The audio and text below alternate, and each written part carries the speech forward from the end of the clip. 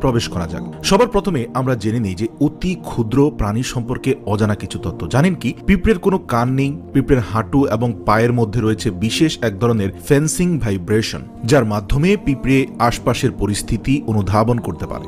এবং একটি মজার তথ্য হলো যে যদি মানুষের পরে পৃথিবীতে দ্বিতীয় কোনো বুদ্ধিমান প্রাণী থেকে থাকে তাহলে সেটা হচ্ছে পিঁপড়ে। অন্যান্য সমস্ত পোকামাকড়ের মধ্যে সব থেকে বড় মস্তিষ্কের অধিকারী এই পিঁপড়ে। এবং আরো একটি গুরুত্বপূর্ণ তথ্য হলো পিঁপড়ের শরীরের ওজনের চেয়ে তারা তাদের থেকে 20 গুণ বেশি পর্যন্ত ওজন বহন করতে সক্ষম। এবং আরো একটি আশ্চর্যজনক বিষয় হলো মৌমাছিদের মতো পিঁপড়েদেরও একজন রানী থাকে, যার থেকে লক্ষাধিক বাচ্চা জন্মগ্রহণ করে। এবং এই পৃথিবীতে সব থেকে বেশি সংখ্যক যে প্রাণী রয়েছে সেই প্রাণীটির নাম হলো এই পিঁপড়ে। এবং আরেকটি অবাক করা তথ্য হলো পিঁপড়ারা জীবনে কখনোই ঘুমায় না। এরা জলের তলদেশে অর্থাৎ পানির নিচে 24 ঘন্টা পর্যন্ত বেঁচে থাকতে পারে। এবং আরেকটি তথ্য শুনলে আরো অবাক হবেন, সেটি হচ্ছে যে